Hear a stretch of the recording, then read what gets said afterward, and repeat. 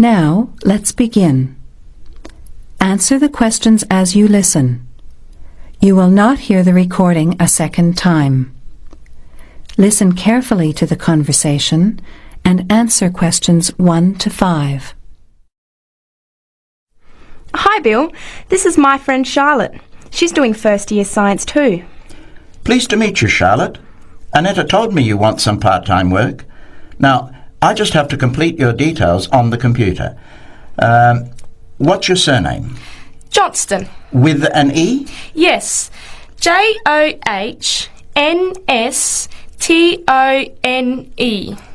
I know that you live in the Heathfield Street student residence, but I can't remember the street number there.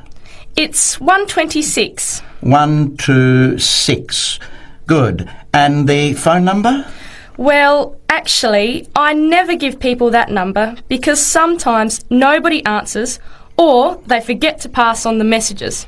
So, I bought a mobile phone yesterday, but I can't remember the number. I think it's 0414 847 748.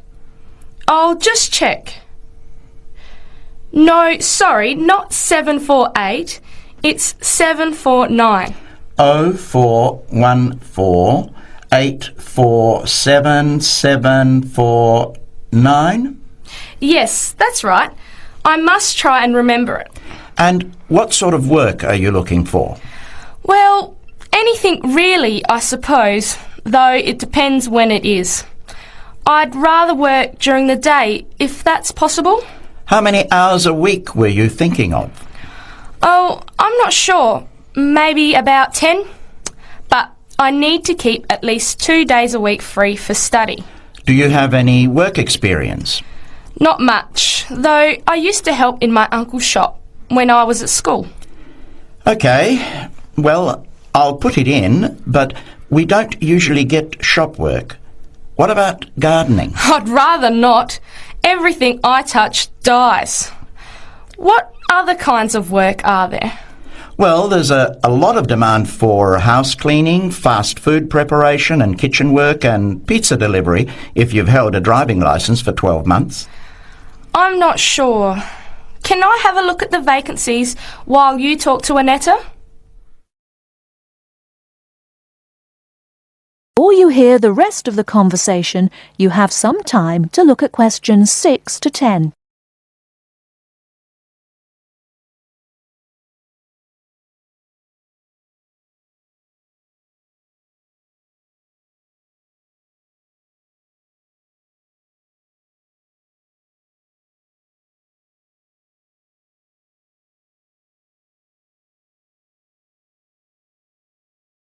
Now listen and answer questions 6 to 10.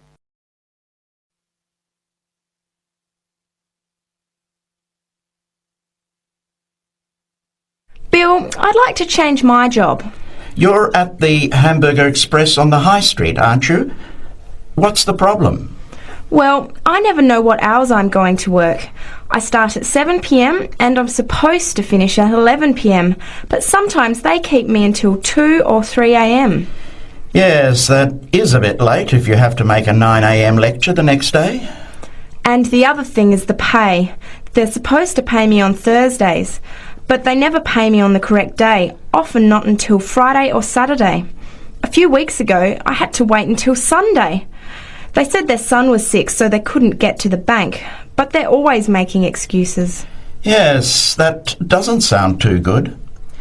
Would you be interested in pizza delivery? You need to have a driving licence. Yes, I've got a licence, but I think I'd like to change from working in the evening.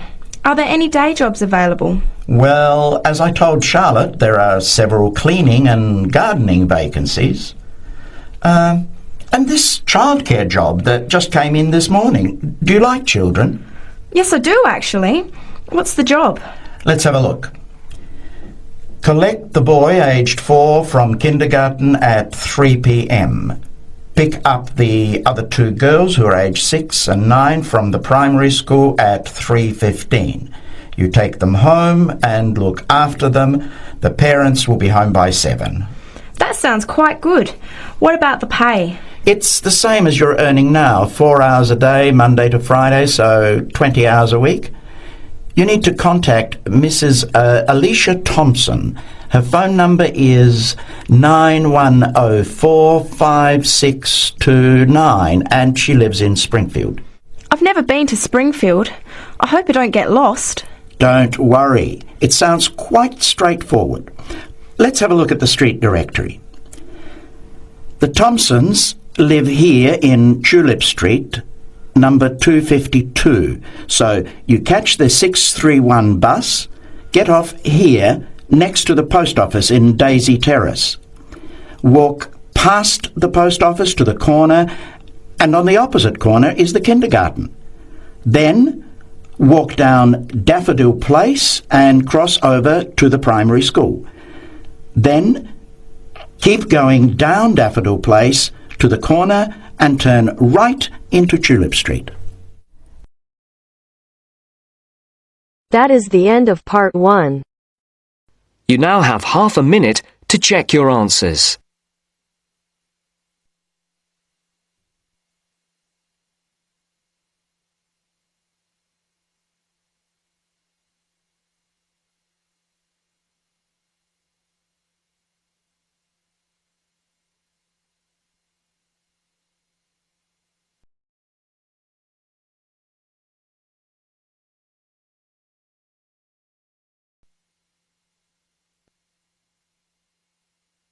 Now turns to part 2. Part 2. You will hear part of a podcast for visitors to the popular holiday region called the Treloar Valley. First, you have some time to look at questions 11 to 14.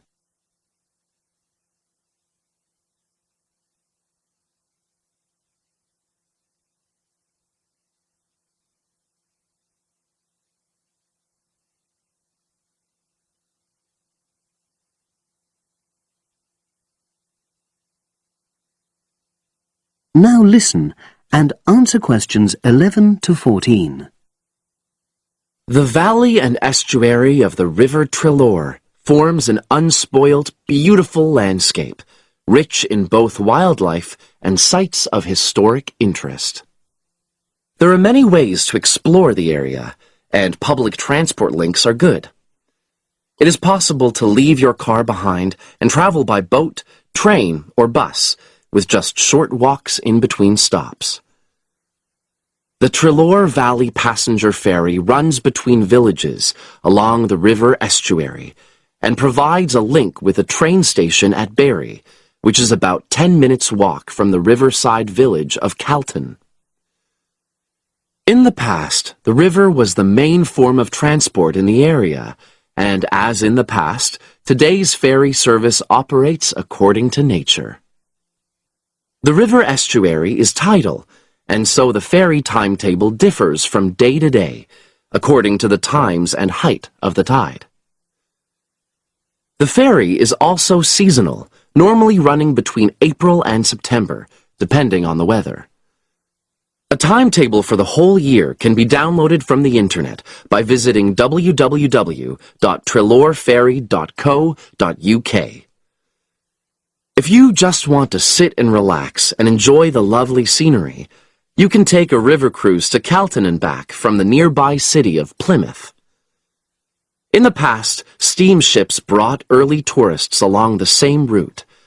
Queen Victoria and her family enjoyed such a trip in 1856.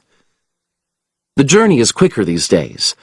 The round trip takes between 4 and 5 hours, depending on tides and weather. If you prefer, you can travel upriver by boat and return to Plymouth by train. All cruise boats and trains have wheelchair access. For more information and for departure times, ring Plymouth Boat Cruises on 017-528-23104. Trains run several times a day throughout the year between Calton and Plymouth, with various stops in between. They are used by both local commuters and tourists who want to enjoy the beautiful scenery. The highlight of the journey is crossing the river on the stunning viaduct, which was built at the beginning of the 20th century and towers 120 feet over the water. It is unnecessary to book, and tickets can be bought on the train.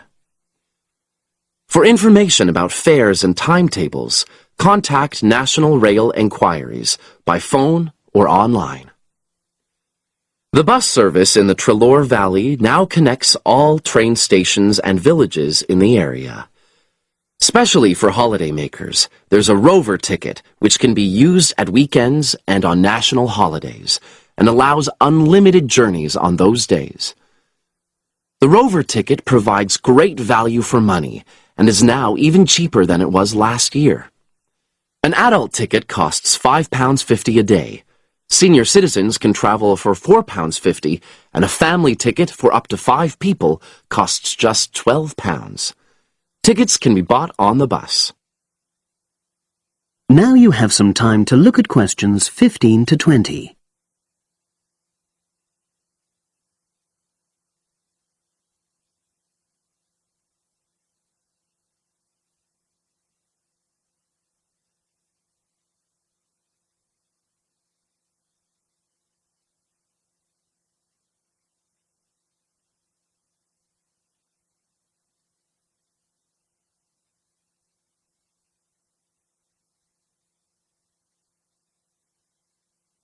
Now listen and answer questions 15 to 20. At the center of the Trelor Estuary area is the historic riverside village of Calton. The main road comes into the village from the south, and for those of you who are arriving by bus, it turns left just before the bridge and stops in the lay-by on the left-hand side. From there, it's just a short walk to Calton's various attractions. If you're arriving by car, you have to leave it in the main car park. Go over the bridge and take the first turning on the right. Then go on until you come to the end of that road. It's the only place to park in Calton, but there's no charge. If you're interested in local history, there's a museum in Calton with farming, fishing, and household implements from the late 19th century. As you come in from the south, cross the river and go straight on the same road until you reach the end.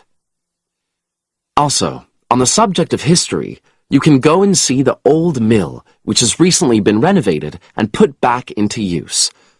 Turn left before you come to the bridge. Then go straight on and then take the first turning on the right. This leads straight there.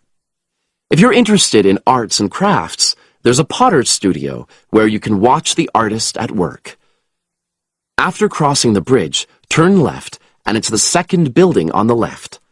Finally, when you feel in need of refreshments, there's a cafe opposite the old boathouse and a picnic area near the mill.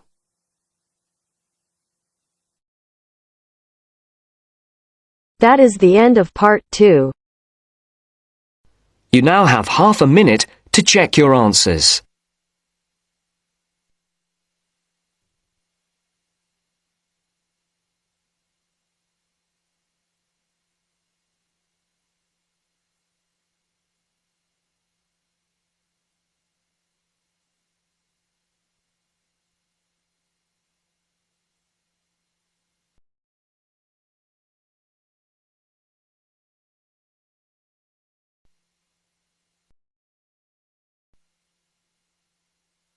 Now turns to part 3. Part 3. You'll hear a tutor and a student talking about the history of the scientific method.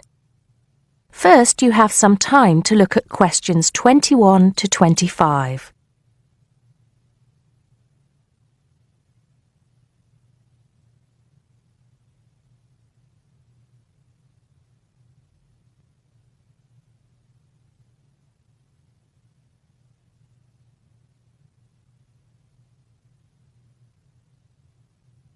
Now listen carefully and answer questions 21 to 25. Hello, Simon. Come in. Take a seat. Now, I wanted to talk to you about your assignment. Yes, the one on the scientific method. That's right. I just wanted to see how you were getting on. Well, I think it's fine. I mean, I haven't done a huge amount of work on it because I've been working on other things. But what I've read so far seems fine. How many of the references that I gave you have you managed to get hold of? Not too many, I'm afraid. It seems that everyone else is working on the same things at the same time. And every time I look, the books are checked out from the library. Right. Well, I think that we can go over the main ground together now. That way, even if you don't manage to go through all the references in detail, you'll still have an overview. What has helped you most so far? I've managed to have a look at 3 of them. I thought that Johnson made some good points, but it was hard to follow the line of her argument. Bradman was simple and straightforward, and I felt as if I got a lot out of that. I wish I could say the same for Whittaker. To be honest, I didn't get very far with that. Okay, that's more or less what I'd expect. So tell me, what have you learned so far about the role of the Egyptians and the Babylonians? Yes. Well, there's evidence that the basic components of the scientific method, examination, diagnosis, treatment, and prognosis, were being used in the early 1600s BC, especially in the treatment of certain illness. Good. Yes, that's right. And the point, of course, is that that represented a considerable advance over relatively simple, non-empirical approaches, which usually attributed anything unknown to the actions of the gods, etc.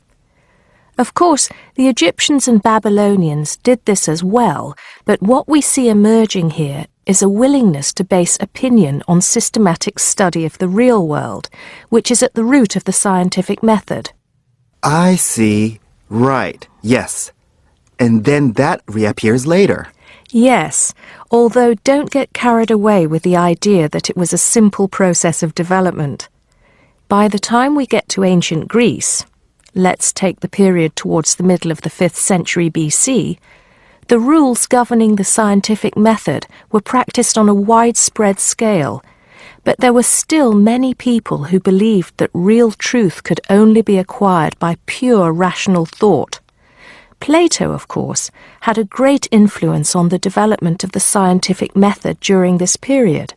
Through his academy. That's right. But then, as we know, a great deal of understanding of the scientific method disappeared as the old world order collapsed.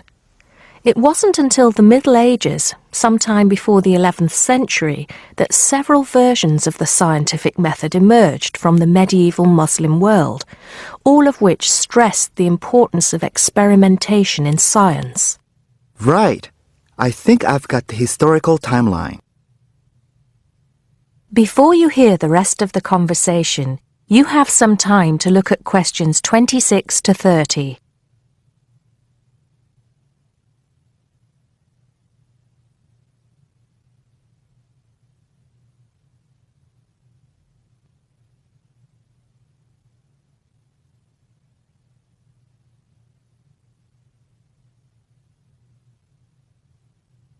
Now listen and answer questions 26 to 30. The other thing I'm struggling with slightly is actually pinning down precisely what we mean by the scientific method. I wonder if you could give me some pointers on that. Sure. Well, it's best to think of the scientific method as a series of steps in a process which allows us to find answers to questions about the world around us. So the first step is to identify the problem. What is it that you want to know or explain? And then I think the next step is designing an experiment. But you can't design an experiment unless you know what you want your experiment to tell you. Oh, yes. You need to form a hypothesis to be tested before you design the experiment. So there's a very clear relationship between hypothesis and experiment. Having designed the experiment, then of course you go on to carry out the experiment. The particular procedure you follow, the protocol, will differ from experiment to experiment, but the underlying principle is the same. You analyse the data from the experiment in order to confirm or disprove your hypothesis. Assuming the experiment is accurate. Oh yes. If there's anything unusual about the data, or if the results are at all surprising, then you need to ask yourself whether the experiment could be flawed and whether the data could be unreliable. If the answer is yes, then it may be necessary to modify the experiment and go through the process again. So, once you have reliable, valid results, Then the final step is to communicate them. The wider scientific community needs to know about the results, and publication in journals is the accepted way. okay, I think I've got the basics. It's going to get more complicated as we begin to look at some people who have criticised the scientific method. So you need to make sure that you understand things up to this point. Let me know if you have any further problems with it. That is the end of part 3. You now have half a minute to check your answers.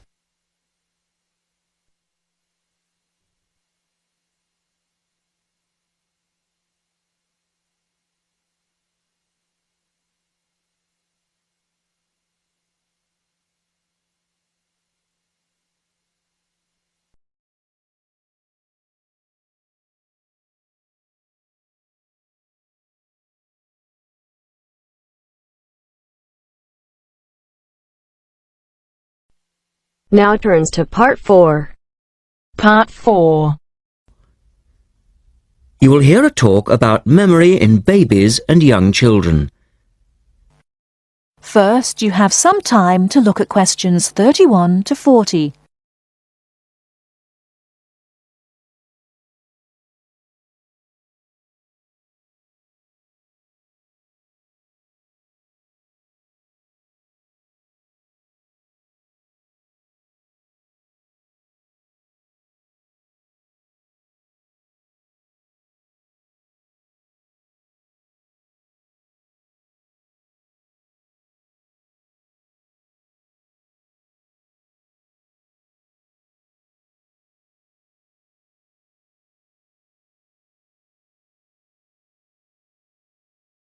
Now listen carefully and answer questions 31 to 40.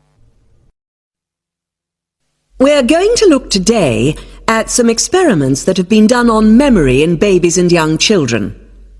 Our memories, it's true to say, work very differently, depending upon whether we are very old, very young, or somewhere in the middle. But when exactly do we start to remember things? And how much can we recall? One of the first questions that we might ask is, do babies have any kind of episodic memory? Can they remember particular events? Obviously, we can't ask them, so how do we find out? Well, one experiment that's been used has produced some interesting results. It's quite simple and involves a baby in its cot, a colourful mobile, and a piece of string. It works like this. If you suspend the mobile above the cot and connect the baby's foot to it with the string, the mobile will move every time the baby kicks. Now you can allow time for the baby to learn what happens and enjoy the activity. Then you remove the mobile for a time and reintroduce it sometime from 1 to 14 days later. If you look at this table of results, at the top 2 rows, you can see that what is observed shows that 2-month-old babies can remember the trick for up to 2 days, and 3-month-old babies for up to a fortnight. And although babies trained on one mobile will respond only if you use the familiar mobile, if you train them on a variety of colours and designs, they will happily respond to each one in turn. Now, looking at the 3rd row on the table, you will see that when they learn to speak, babies as young as 21 months demonstrate an ability to remember events which happened several weeks earlier. And by the time they are 2, some children's memories will stretch back over 6 months, though their recall will be random, with little distinction between key events and trivial ones. And very few of these memories, if any, will survive into later life. So, we can conclude from this that even very tiny babies are capable of grasping and remembering a concept. So, how is it that young infants can suddenly remember for a considerably longer period of time? Well, one theory accounting for all of this, and this relates to the next question we might ask, is that memory develops with language. Very young children with limited vocabularies are not good at organizing their thoughts. Though they may be capable of storing memories, do they have the ability to retrieve them? One expert has suggested an analogy with books on a library shelf. With infants, he says, it's as if early books are hard to find because they were acquired before the cataloguing system was developed. But even older children forget far more quickly than adults do. In another experiment, several 6-year-olds, 9-year-olds and adults were shown a staged incident. In other words, they all watched what they thought was a natural sequence of events. The incident went like this. A lecture, which they were listening to, was suddenly interrupted by something accidentally overturning. In this case, it was a slide projector. To add a third stage, and make the recall more demanding, this accident was then followed by an argument. In a memory test the following day, the adults and the 9-year-olds scored an average 70%, and the 6-year-olds did only slightly worse. In a retest 5 months later, the pattern was very different. The adults' memory recall hadn't changed, but the 9-year-olds had slipped to less than 60%, and the 6-year-olds could manage little better than 40% recall. In similar experiments with numbers, digit span is showed to vary. That is the end of part 4.